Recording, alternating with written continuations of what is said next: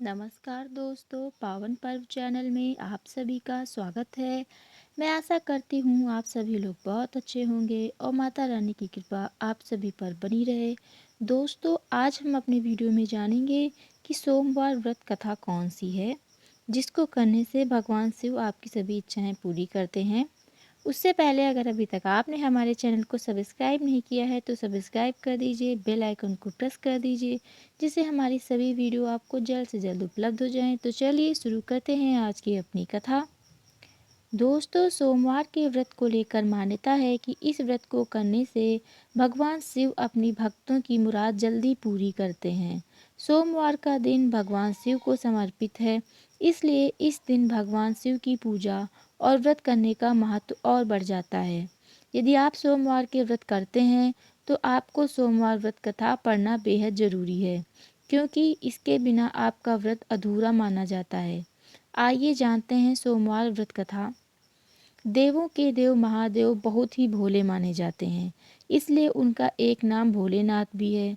पौराणिक मान्यता अनुसार भगवान शंकर को प्रसन्न करने के लिए किसी भी तरह के खास विशेष पूजन की आवश्यकता नहीं होती, क्योंकि कहा जाता है कि वह तो भोले हैं और भक्त की मन से की गई क्षणिक मात्र की भक्ति से ही वह प्रसन्न हो जाते हैं।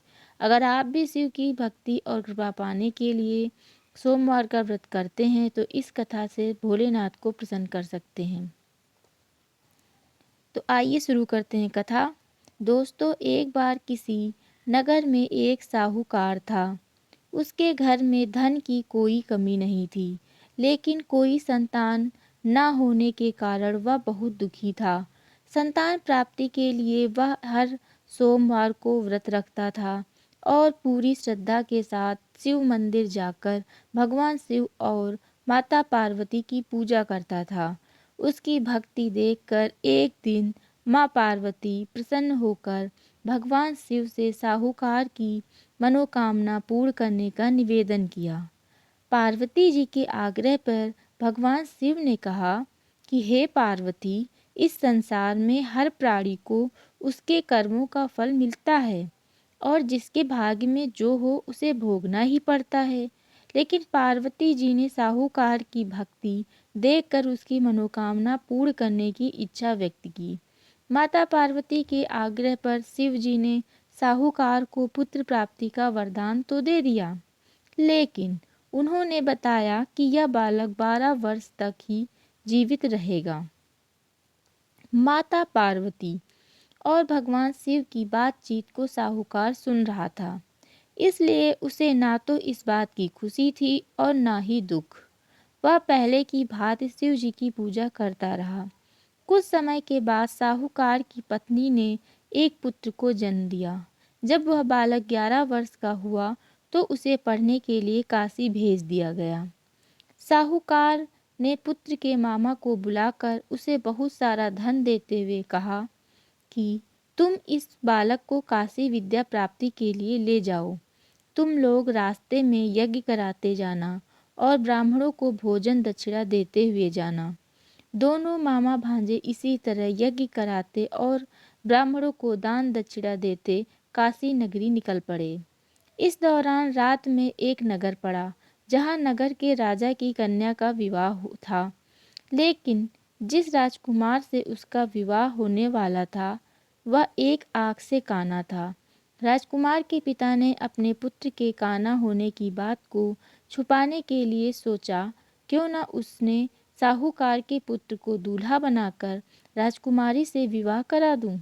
विवाह के बाद उसको धन देकर विदा कर दूंगा और राजकुमारी को अपने नगर ले जाऊंगा। लड़के को दूल्हे के वस्त्र पहनाकर राजकुमारी से विवाह करा दिया गया। साहूकार का पुत्र ईमानदार था। उसे यह बात सही नहीं लगी, इसलिए उसने अवसर पाकर राजकुमारी के दुपट्टे पर लिखा कि तुम्हारा विवाह तो मेरे साथ हुआ है, लेकिन जिस राजकुमारी के संग तुम्हें भेजा जाएगा वह एक आँख से काना है। मैं तो काशी पढ़ने जा रहा हूँ। जब राजकुमारी ने चुन्नी पर लिखी बातें पढ़ी तो उसने अपने माता पिता को यह बात बताई। राजा ने अपनी पुत्री को विदा नहीं किया, फिर बारात वापस चली गई। दूसरी ओर साहूकार का लड़का और उसका मामा काशी पहुँचे और वहाँ जाकर उन्होंने यज्ञ किया। जिस दिन लड़का 12 साल का हुआ उस दिन भी यज्ञ का आयोजन था। लड़के ने अपने मामा से कहा कि मेरी तबीयत कुछ ठीक नहीं है। मामा ने कहा कि तुम अंदर जाकर आराम कर लो। शिव के वरदान अनुसार कुछ ही देर बाद उस बालक के प्राण निकल गए। मृत भांजे को देख उसके मामा ने विलाप करना शुरू किया। संयोगवश उसी समय शिव जी और माता पार्वती उधर से जा रहे थे। पार्वती माता ने भोलेनाथ से कहा, स्वामी, मुझे इसके रोने के स्वर सहन नहीं हो रहा है। आप इस व्यक्ति के कष्ट को अवश्य दूर करें। जब शिव जी मृत बालक के समीप गए तो वह बोले कि यह उसी साहूकार का पुत्र है जिसे मैंने 12 वर्ष की आयु का वरदान दिया था। अब इसकी आयु पूरी हो चुकी है। लेकिन मातृ भाव से विभोर माता पार्वती ने कहा कि हे महादेव, आप इस बालक को और आयु देने की कृपा करें, अन्यथा इसके वियोग में इसके माता पिता भी तड़प तड़प कर मर जाएंगे। माता पार्वती के पुनः आग्रह पर भगवान शिव ने उस लड़के को जीवित होने का वरदान दिया। शिव जी की कृपा से वह लड़का जीवित हो गया। शिक्षा पूरी करके लड़का मामा के साथ अपने नगर की ओर वापस चल दिया। दोनों चलते हुए उसी नगर में पहुँचे जहाँ उसका विवाह हुआ था। उस नगर में भी उन्होंने यज्ञ का आयोजन किया। उस लड़के के ससुर ने उसे पहचान लिया और महल में ले जाकर उसकी खातिरदारी की और अपनी पुत्री को विदा किया। इधर साहूकार और उसकी पत्नी भूखे प्यासे रहकर बेटे की प्रतीक्षा कर रहे थे।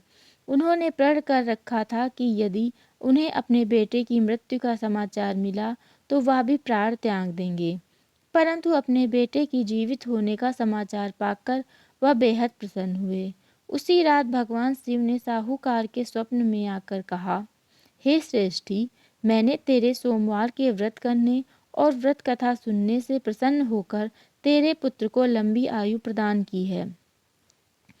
इसी प्रकार जो कोई सोमवार व्रत करता है, यह कथा सुनता है और पढ़ता है, उसके सभी दुख दूर होते हैं और सभी मनोकामनाएं पूर्ण होती हैं। दोस्तों, आशा करती हूँ कि यह कथा आपको अच्छी लगी होगी। हमारा वीडियो आपको कैसा लगा कमेंट करके ज़रूर बताइए और कमेंट में जय माता दी लिखना बिल्कुल ना भूलें। फिर हम मिलते हैं अगले वीडियो में, तब तक के लिए नमस्कार।